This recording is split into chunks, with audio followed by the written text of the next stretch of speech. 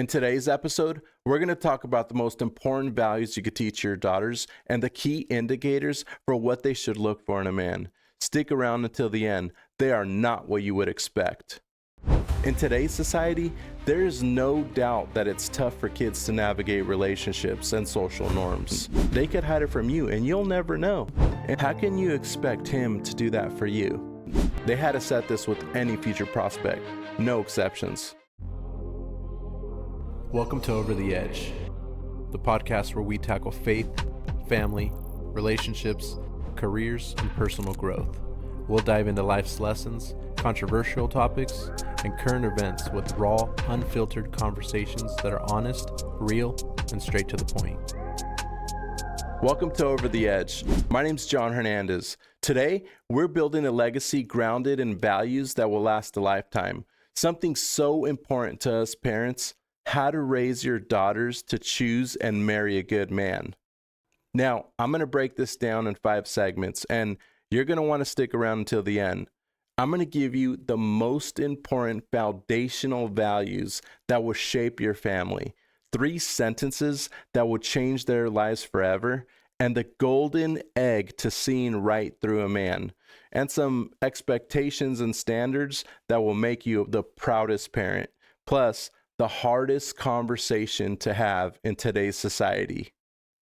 As parents, we all want the same things for our daughters: to have a loving, hardworking, and supportive man by their side, a man who loves them unconditionally and treats them with the respect and the care that they deserve. But how do we as parents instill these values that they'll need to recognize and choose a godly and faithful husband? Today, we'll break this down into key values to teach your daughters, the red flags and the green flags to look for in a man, and how to prepare them to walk confidently in their faith as they navigate relationships. If you enjoy and get value from this episode, make sure to subscribe, like, and ring the notification bell so you never miss an upload.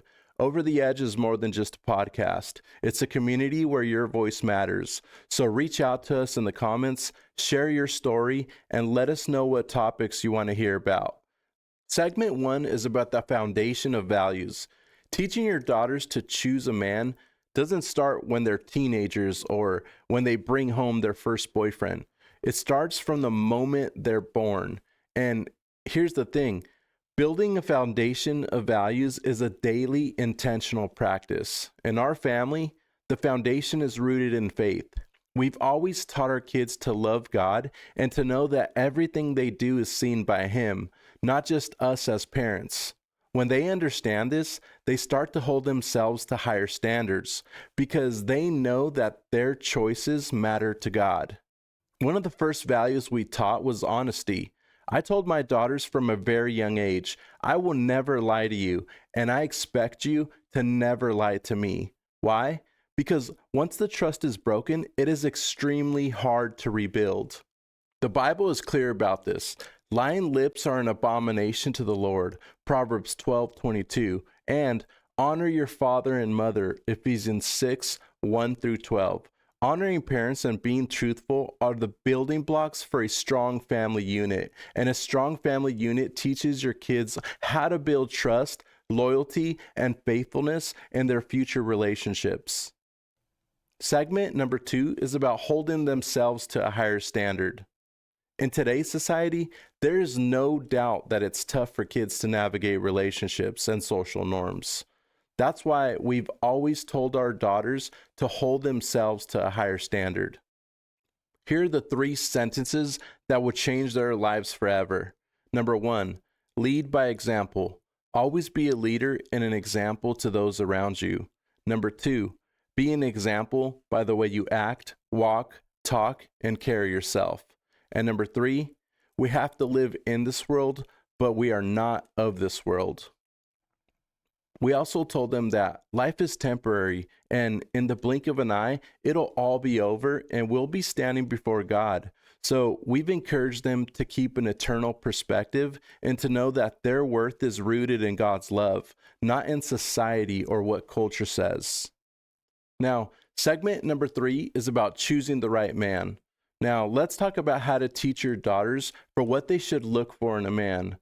I'm going to give you the golden egg here, so bear with me because context is everything. So first and foremost, we told our daughters that God has already chosen their husband for them and that it's their job to trust in God and to trust in his timing and to not rush into relationships based on attraction, charm, or surface level qualities. It's easy to get distracted by a tall, athletic, good-looking guy who's charismatic and charming, but we taught our daughters that those traits aren't the foundation of a godly man, and looks are the last thing that they should be worried about. What matters is that they love God, how they carry themselves, how they treat you, and their future goals. Instead, they should look for qualities like kindness, humility, and faithfulness, and honesty. And the golden egg is coming, so just bear with me. I want to share with you how we handled this. So here's how we approached it practically. When we were confronted with the boyfriend thing, it was when our daughters were young and in elementary school. And yes, they start young nowadays. They came to us and told us that they had a boyfriend. One, we're happy that they were honest with us, and this is because of the foundation of values we taught them. Two, we're not too happy about the decision, and we knew that we needed to address it. And so we gave them a little bit of time and took a couple days, and we let it sink in. And after all, they were honest with us. And then we had that conversation, and we let them know that they were too young to be dating and have a boyfriend. And we told them to enjoy their childhood and that the right time will come for them to have a boyfriend. We let them know that this is how we feel and that as parents, we are here to guide them through life. And we reminded them what the Bible says about honoring your father and mother and let them know that this was their decision to make. And thank God, within a week, they came to us and let us know that they broke up with their boyfriend. And we're sure to kiss them and make sure to let them know that we're very, very proud of them. And you have to realize that they could have lied to us. They could have hid it from us, and they could hide it from you, and you'll never know. And this is why it is important to instill the values in your kids from the beginning so that they want to make you proud and that they value our family relationship over any other. As they got older, we allowed them to date with clear expectations. And by this point in junior high, I knew that they would choose a good kid because of the foundational values that we taught them. So here are the expectations and standards we set that will make you a proud parent. Number one, their boyfriend is expected to meet us. We told them from the very beginning that this was a standard that they had to set, and they had to set this with any future prospect, no exceptions. If he doesn't want to do that, then he's not the one. It's about respect. Number two, we have to meet his parents. We need to know that his parents raised their son with higher standards and have the same level of engagement in their child's dating life.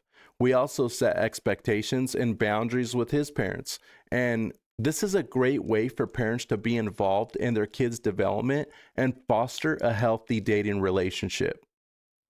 Number three, both families' values have to align. And here's the controversial part, and I know this is a touchy subject, but hear me out.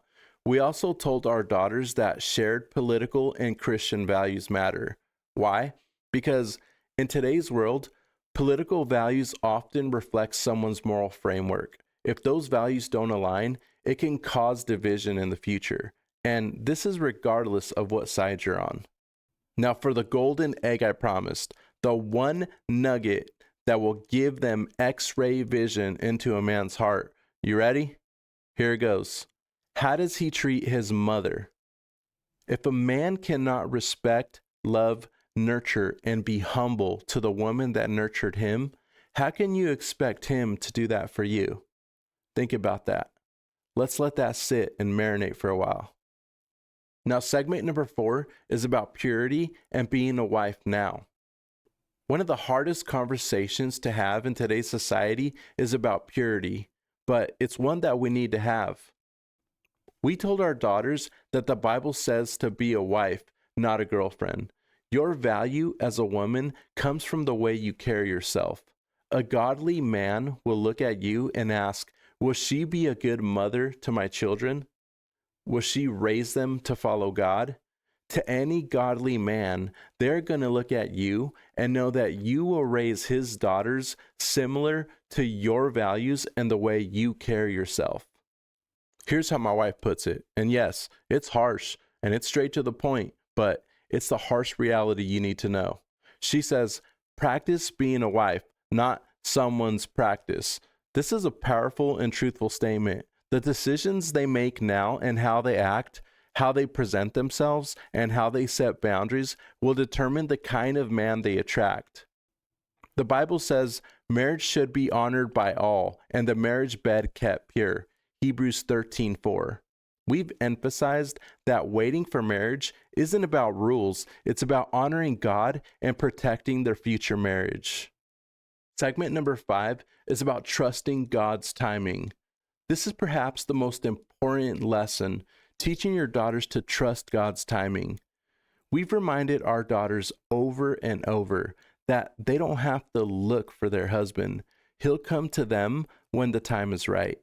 That patience is so hard to teach, especially in a culture that tells them to chase after love and that forces us to settle for someone who doesn't meet their standards. But when you trust in God, you know that He'll bring the right person into your life when the time is right. Proverbs 19:14. Houses and wealth are inherited from parents, but a prudent wife is from the Lord.